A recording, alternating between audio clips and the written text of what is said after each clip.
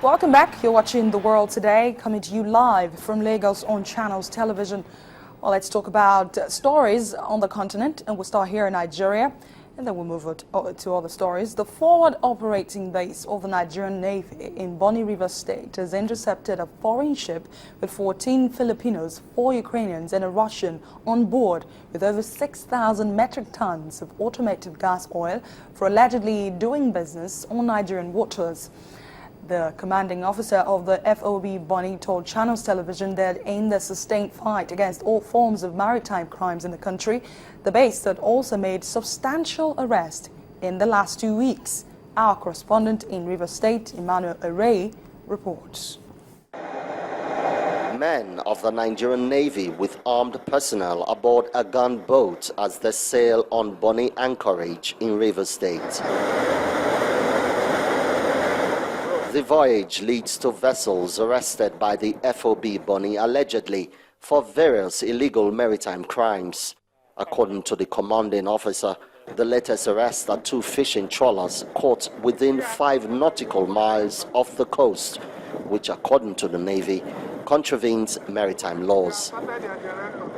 It also appears that the crew do not have the relevant documents for their operation. We are engaged in fishing within 5 nautical miles, which is a contravention of the condition listed in their shipping licenses. In addition to that, they were also not having some relevant documents. And it is in the light of this that I have the directive from the Naval Headquarters through my headquarters, the Eastern Naval Command, to hand over these vessels to the Department of Fisheries. And there is more. A foreign tanker carrying over 6,000 metric tons of AGO with Filipinos, Ukrainians and a Russian operating illegally on Nigerian waters is also anchored. A tanker, MT Anuket PL, is a foreign vessel and it's a Malta flag vessel. She was caught offshore Bonny Forward with some products on board, AGO about 6,000 metric tons, without any document. What we observed was that these foreign vessels coming into the country had proper documentation, transact businesses, and carry on, and just go like that. The captain of one of the arrested fishing trawlers, however, insists that his operations are not illegal. I was heading east, where Petina was heading west. So they said they just want to check, they came on their normal check-in. Immediately they boarded the vessel, then the order came from NNS Thunder that we should be heading Bonny.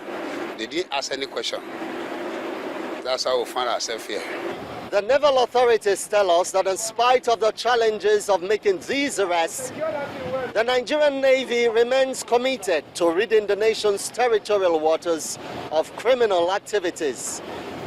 From Bonny Island, Emmanuel Iri, Channels Television News. And to politics, Brazil's President Dilma Rousseff may have the lead in the country's presidential elections, but will still need to face a runoff later this month. After Sunday's election, she received 42% of the vote to battle centre-right rival Aécio Neves on October the 26th. Ms. Rousseff has served 1 4-year term as president, during which time she seemed to have gained more popularity with the people. The race for Brazil's presidential election on October the 5th was inconclusive after the incumbent leftist president Dilma Rousseff could not pull enough votes to avoid a runoff.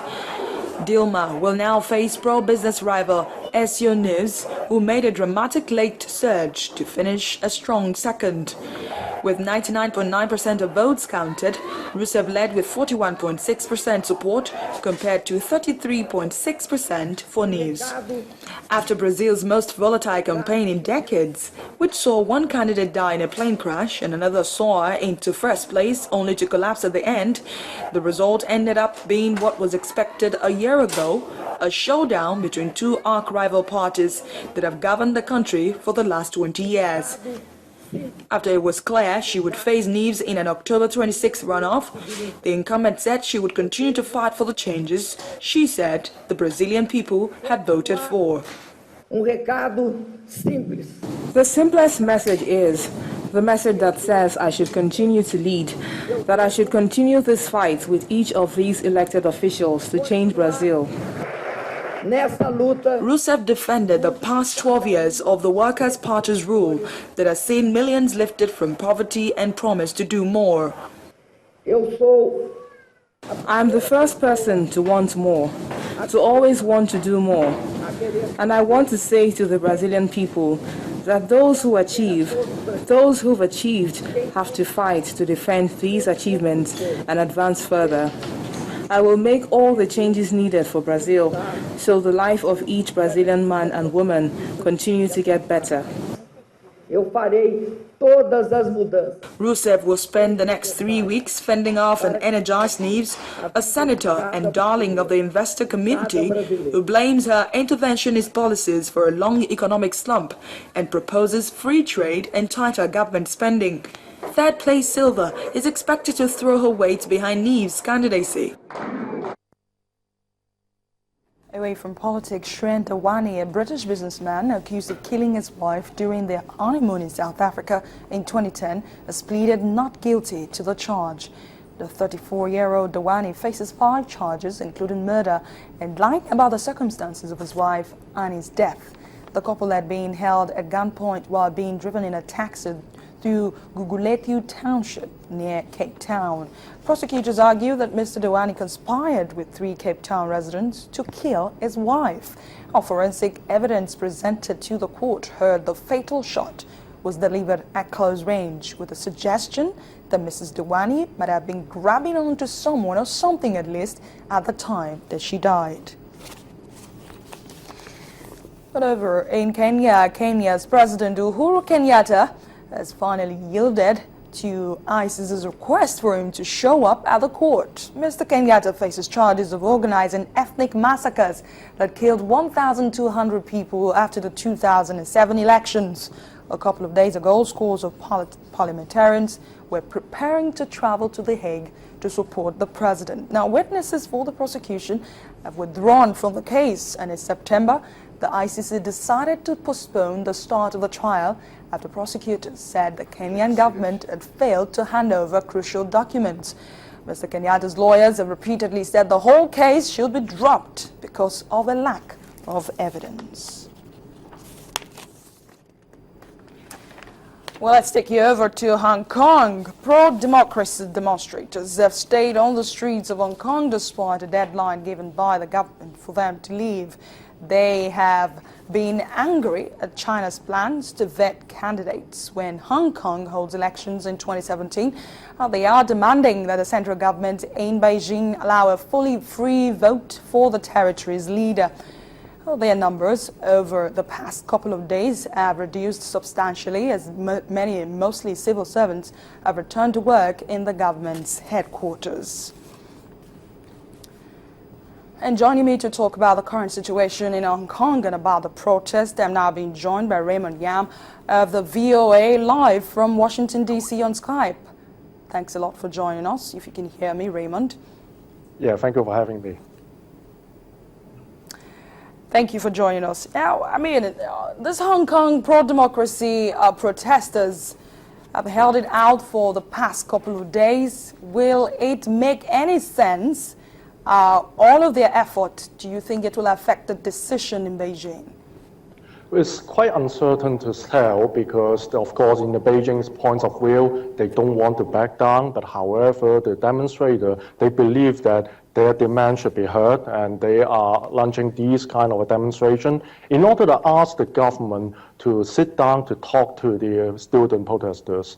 And approximately like 2 hours ago, the student leader and the government official reached some kind of an understanding in their second meeting. And they agree that there's 3 points. And first, both sides will be talk on the equal status. And second, talk between multiple 3 persons who have discovered what we call a positioning system in the brain, like an inner GPS that allow us to find our way and to know where we are in the room. Amazing. Now, Halloween is fast approaching, and in the usual custom, it is the time to get all painted up and costumed. Though a few weeks away, a group of nearly 200 Zumba dancers dressed up as zombies gathered at Sussex Festival last week, not for Halloween, but to set a new record for the world's largest gathering of the undead taking part in a fitness class. Take a look.